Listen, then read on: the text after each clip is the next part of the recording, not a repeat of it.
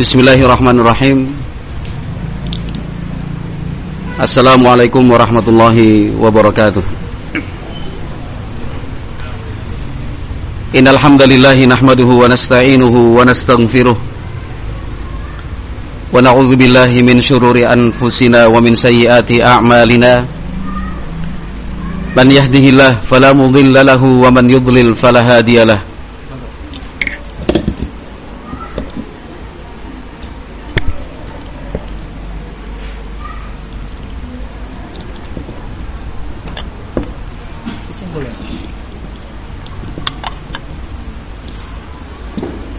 Ya di sini saja. Ini ada.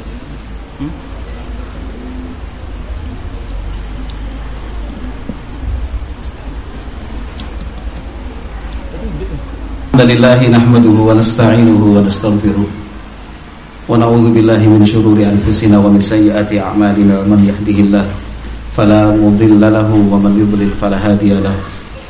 Asyhadu an la ilaha illallah wahdahu la syarika lahu wa ashhadu anna Muhammadan abduhu wa rasuluhu la nabiyya ba'dah. Qala rabbuna jalla wa ala fil Qur'anil Karim, ya ayyuhalladzina amanu taqullaha haqqa tuqatih wa la tamutunna illa wa antum muslimun. Fa inna asdaqal hadithi kitabullah wa khairal huda huda nabiyyina Muhammadin sallallahu alaihi wasallam wa syarrul umur muhdatsatuha fa inna kulla muhdatsatin bid'ah wa kulla bid'atin dhalalah wa kulla dhalalatin finnar. Ma'asyiral muslimin wal muslimat, ikhwan dan akhwat rahimakumullah. Ayat-ayat di dalam Al-Qur'an yang difirmankan Allah Azza wa Jalla mengajak dan memerintahkan kita untuk ikut dalam perlombaan mengumpulkan dan melakukan kebaikan itu sangat banyak sekali. Dan ayat-ayat seperti itu sudah cukup sering kita dengar. Barangkali di antara yang sering kita dengar adalah firman Allah Azza wa Jalla, fastabiqul khairat, yang artinya berlomba-lombalah kalian untuk melakukan kebaikan. Kebaikan yang disebutkan Allah Subhanahu wa ta'ala dalam ayat ini bukan hanya 1-2 bentuk kebaikan, tetapi al-khairat, bentuknya jamak. Dalam kebaikan sebanyak-banyaknya kita diperintahkan Allah Azza wa Jalla untuk melakukan perlombaan. Perlombaan itu tentu konsekuensinya adalah berusaha menjadi yang paling cepat sehingga tidak rela untuk menjadi yang terbelakang dan paling akhir. Perlombaan untuk yang terbaik juga, sehingga kita tidak cepat merasa puas dengan apa yang sudah kita lakukan, yaitu kebaikan-kebaikan tersebut. Fastabiqul khairat, artinya berlomba-lombalah untuk melakukan sekian banyak kebaikan. Ma'asyiral muslimin wal muslimat rahimakumullah. Siapakah yang paling mengerti dan memahami tentang ayat ini? Jawabannya adalah Rasulullah sallallahu alaihi wasallam. Selain Rasulullah sallallahu alaihi wasallam, siapakah yang paling mengerti dan paling paham tentang ayat ini dan ayat-ayat yang lain? Jawabannya adalah para sahabat radhiyallahu anhum ajmain. Apakah hanya sebatas pengertian dan pemahaman saja? Jawabannya tidak. Nabi Muhammad SAW mengerti, faham, karena itu adalah firman Allah yang diwahyukan untuk beliau, dan beliau mempraktekannya. Seperti apa bentuk perlombaan dalam kebaikan itu? Nabi Muhammad SAW berhasil memberikan contoh dan teladan. sehingga para sahabat pun mengikuti dan mencontoh beliau sallallahu alaihi wasallam. Kalau ingin kita membaca dengan seksama dan lebih teliti aktivitas Nabi Muhammad sallallahu alaihi wasallam, kita pasti bisa menyimpulkan bahwa siang malam, sepanjang hari, dan semua waktu yang diberikan Allah Subhanahu wa taala untuk Nabi Muhammad alaihi salatu wasallam itu tidak pernah lepas dari ibadah, tidak mungkin lepas dari kebaikan. Itu kalau mau teliti kita pelajari. Waktu istirahatnya Nabi SAW sangat minim sekali bila dibandingkan kita. Kalau kita tidak ada waktu untuk istirahat karena kerja, bahkan dipaksa-paksa untuk lembur, kita tidak ingin pekerjaan itu menumpuk sampai esok. Kalau bisa diselesaikan sekarang, meskipun lembur. Apalagi hal-hal yang sifatnya tanggung, kalau berhenti sampai di situ, pengennya kan kita segera menyelesaikan. Itu kondisi kita yang tidak pernah lelah, tidak mengenal waktu untuk kerja.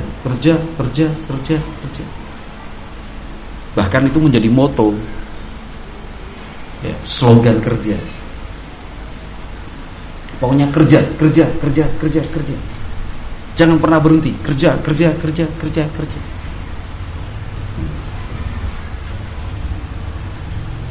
Beberapa biografi orang-orang yang sukses dalam urusan dunia, bisnis, usaha, atau jenjang karirnya, itu kalau kita baca beberapa biografi mereka, tokoh-tokoh tersebut selalu saja diberikan keterangan tidurnya sedikit, tidurnya minim, sehari semalam 3 jam, 4 jam. Mereka menganggap tidur itu sebagai penghalang untuk sukses.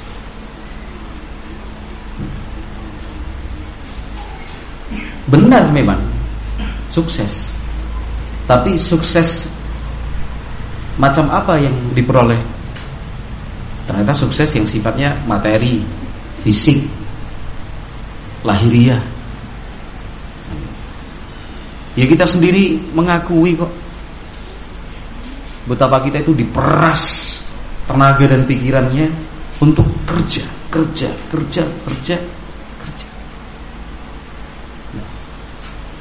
Nabi Muhammad SAW dalam mewujudkan perintah Allah, fastabiqul khairat, berlomba-lombalah kalian untuk melakukan kebaikan.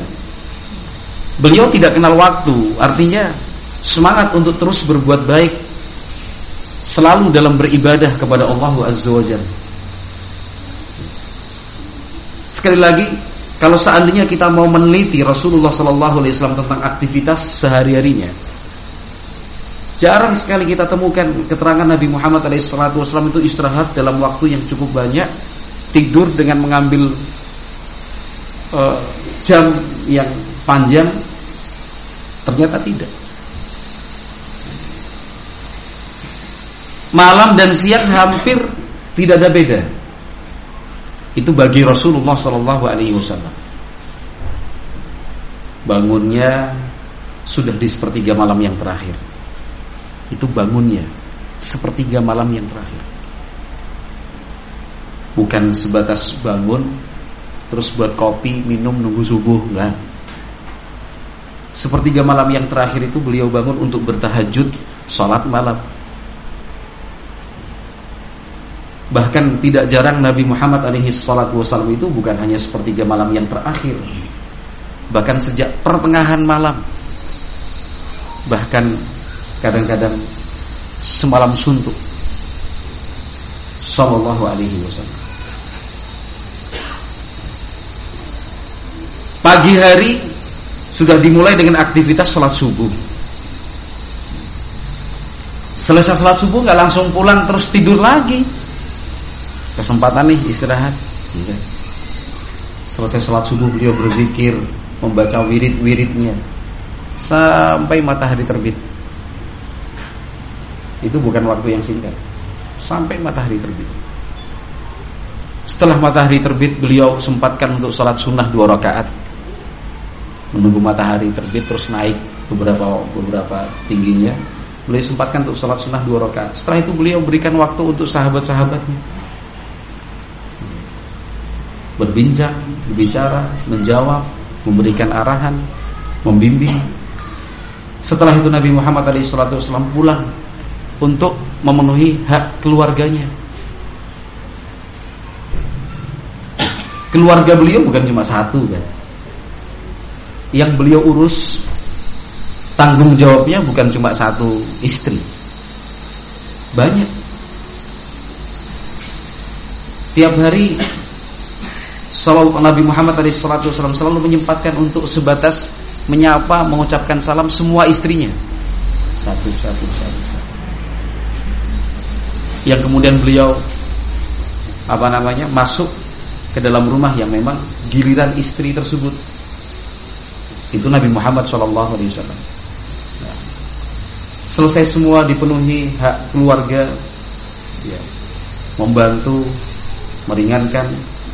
Beliau kemudian melaksanakan kewajibannya sebagai seorang nabi, sebagai seorang pemimpin, sebagai seorang ayah, keliling memberikan bimbingan arahan. Nah, sampai zuhur, asar, maghrib, dan begitu Rasulullah SAW.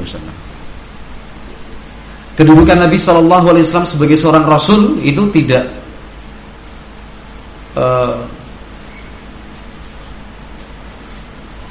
bisa membuat beliau istirahat dengan waktu yang cukup panjang, tidak. Kenapa? Semangatnya untuk menyampaikan ilmu luar biasa, untuk menegakkan amar ma'ruf nahi mungkar. Sallallahu alaihi wasallam. Beliau sebagai seorang pemimpin harus mengayomi seluruh masyarakatnya, yang saat itu bukan hanya kaum muslimin, tetapi orang-orang ahlul kitab, kaum munafikin. Masalah dari internal, masalah dari luar, apalagi ketika dihadapkan dengan masa-masa perang. Itu hari-hari berat. Tetapi saat kita membaca hadis-hadis Nabi Muhammad SAW, hampir bahkan semua bentuk dan jenis ibadah Nabi Muhammad SAW kita simpulkan maksimal sekali, betul-betul luar biasa. Kalau kita berbicara tentang sholat, Nabi Muhammad SAW itu seakan-akan menghabiskan semua waktunya untuk sholat. Sholat malam, ya. Sholat wajib 5 waktu, sholat duha, sholat sunnah, sholat tahiyatul masjid. Kalau kita berbicara tentang puasanya Nabi SAW, yang kita temukan adalah kenyataan bahwa Nabi SAW adalah figur yang paling sering berpuasa. Dengan beban tugas dan kewajiban seperti itu, Nabi Muhammad SAW masih berpuasa. Ketika beliau pulang dari masjid bertemu dengan sahabat-sahabatnya di waktu pagi, masuk ke dalam rumah, beliau tanyakan, hal indakum min ta'am, punya sarapan enggak pagi ini? Kalau misalkan dijawab ada, Nabi SAW sarapan. Kalau misalkan jawabannya tidak ada, kata Nabi SAW, idzan inni shaim. Kalau begitu saya akan puasa hari ini. Puasanya, sedekahnya, tidak ada lagi yang tersisa dalam rumah Nabi SAW. Semua diberikan untuk sahabat-sahabatnya. Seluruhnya diberikan untuk perjuangan Islam.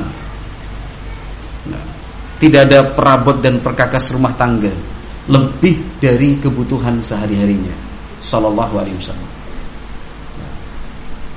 Beliau tidak memiliki perkakas dan perabot yang sifatnya ini persiapan. Nanti kalau ada ini, tidak. Apa yang beliau perlukan, itu yang beliau adakan. Sallallahu alaihi wasallam. berbicara tentang apa lagi? Itu Nabi Muhammad SAW yang melaksanakan firman Allah, fastabiqul khairat, berlomba-lombalah kalian dalam kebaikan. Nah, ini untuk renungan dan introspeksi buat kita semua. Nah, ternyata sangat jauh berbeda, bertolak belakang. Nah, kita yang gila kerja, yang tertantang dengan tawaran-tawaran,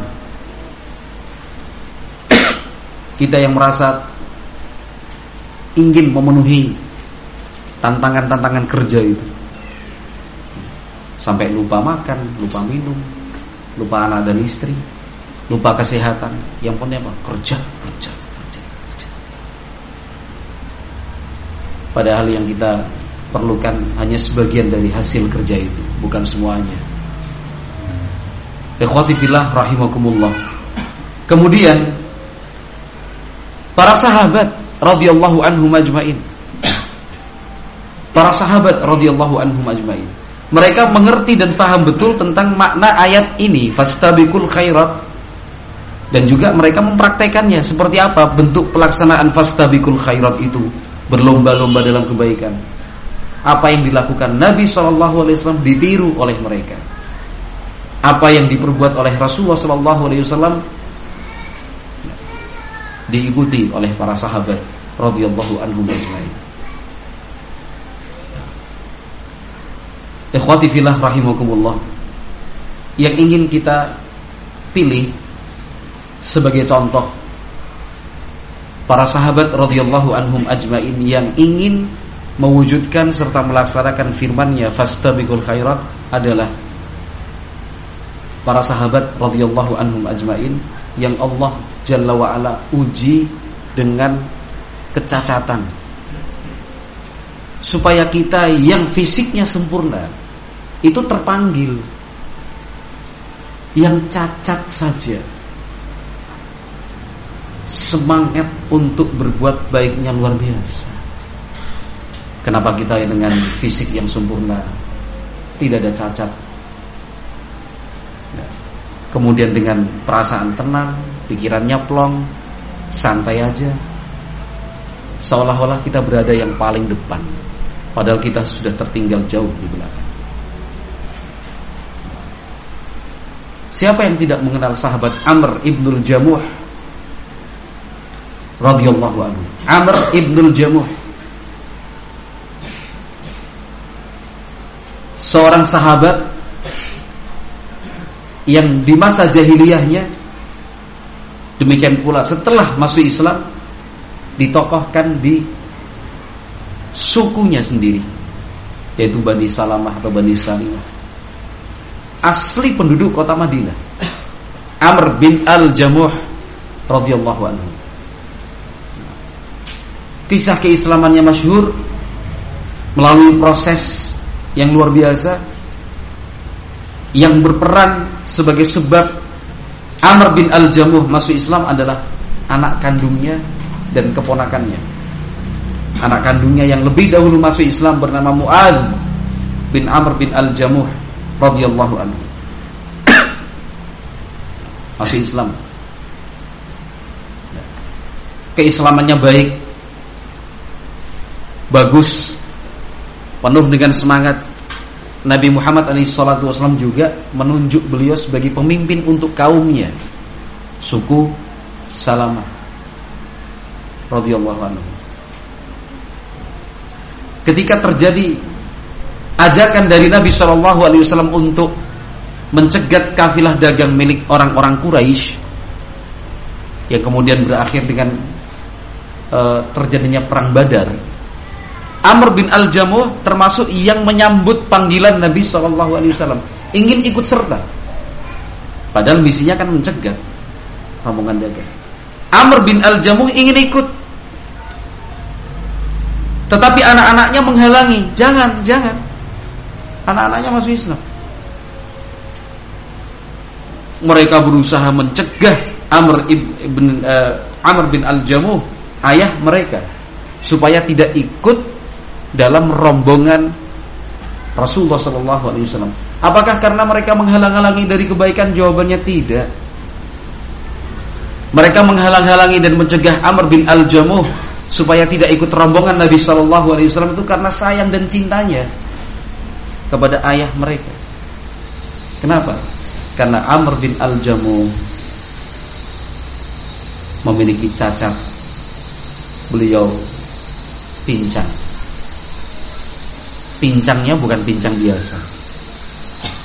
Pincangnya sudah parah. Memang cacat. Radhiyallahu anhu. Berjalan tidak normal, cacat, pincang.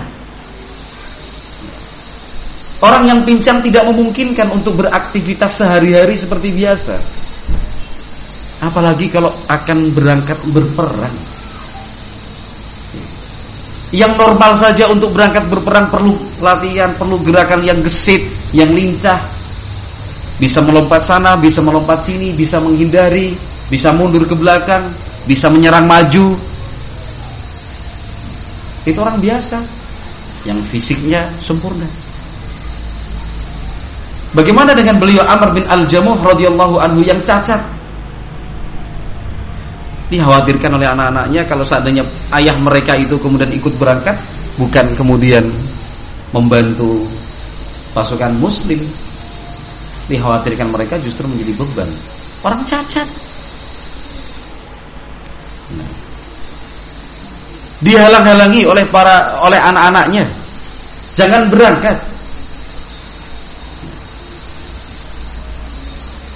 Yang dikehendaki dan diinginkan Amr bin Al-Jamuh radhiyallahu anhu itu bukan sesuatu yang resikonya kecil, resikonya besar, nyawa, mati.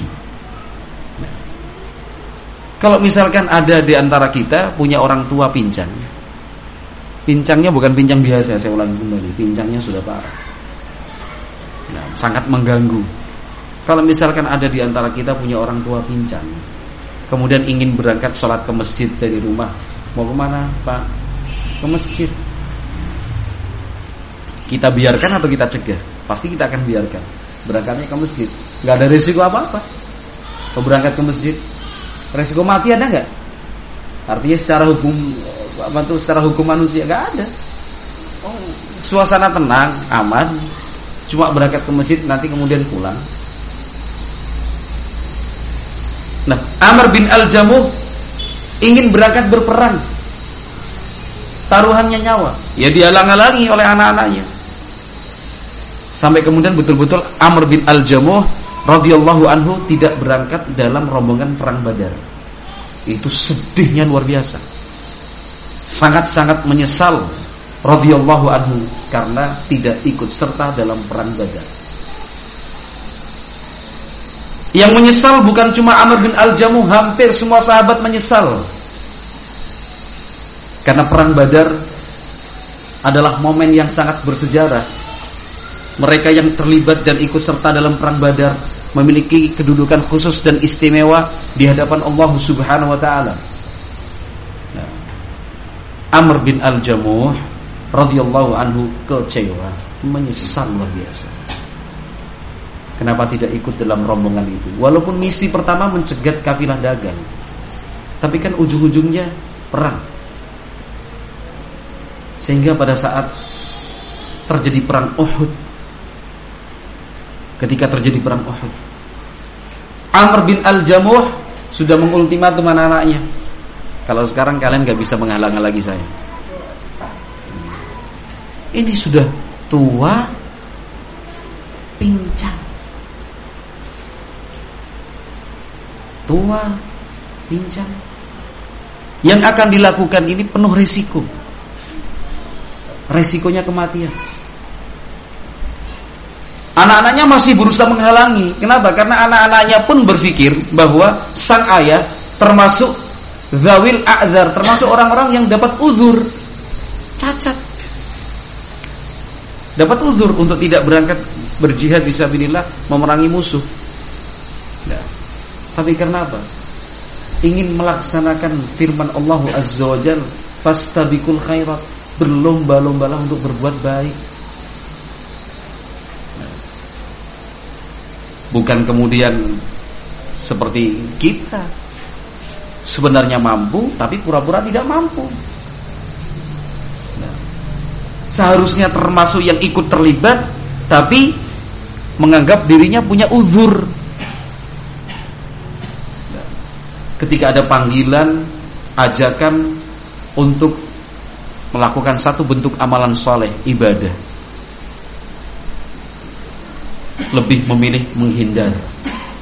Enggaklah, yang lain aja. La haula wala quwwata illa billah. Fastabiqul khairatnya mana? Amr bin Al-Jamuh itu pincang, sudah tua, ingin berangkat berjihad fisabilillah yang resikonya kematian. Bertengkar. Kalau di zaman sekarang kan bertengkarnya kenapa? Karena nggak mau berangkat. Kalau ini bertengkarnya kenapa? Karena mau berangkat. Bertengkarnya karena pengen ibadah. Bukan sebaliknya bertengkarnya karena nggak mau ibadah.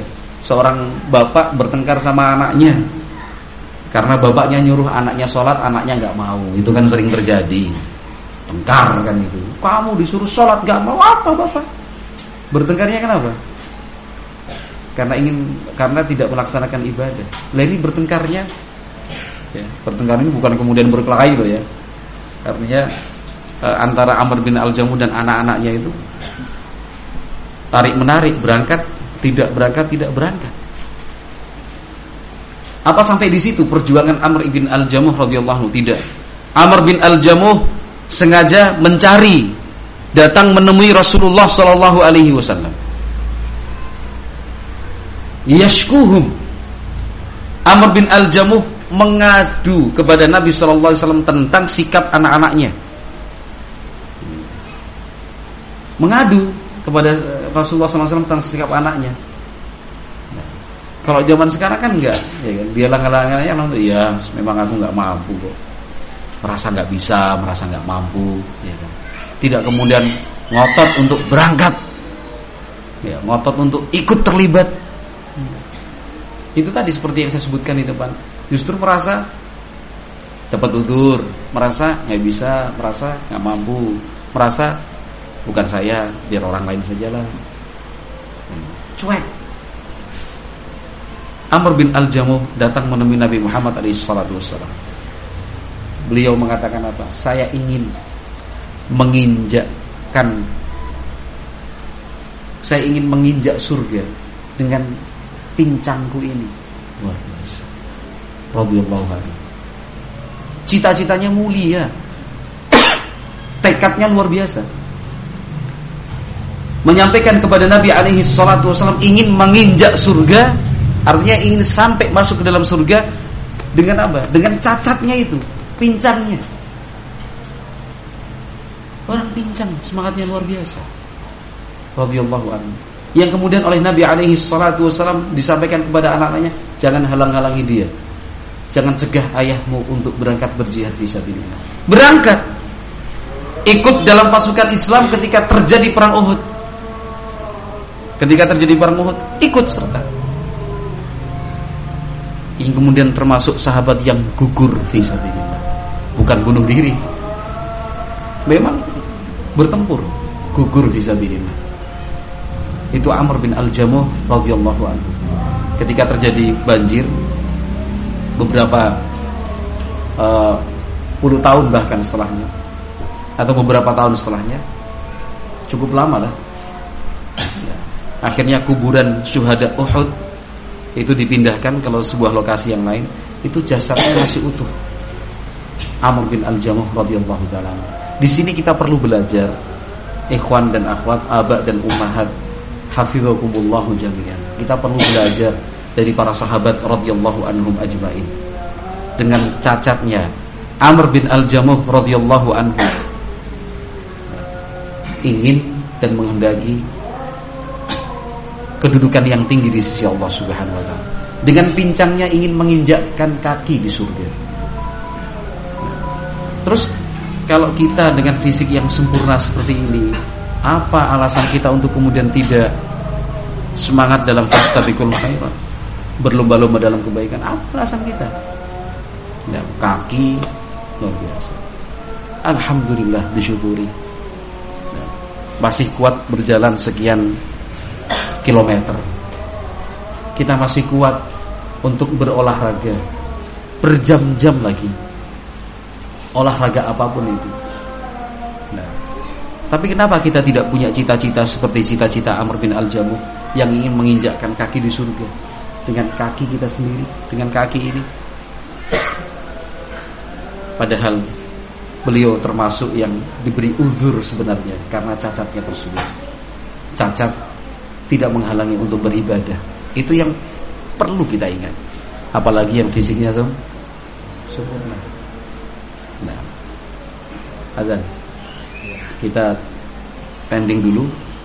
Kita melaksanakan salat maghrib terlebih dahulu. Kita lanjutkan insyaallah nanti ba'da salat maghrib insyaallah taala. Subhanakallahumma wa bihamdika asyhadu an la ilaha illa anta astaghfiruka wa atubu ilaik. Assalamualaikum warahmatullahi wabarakatuh.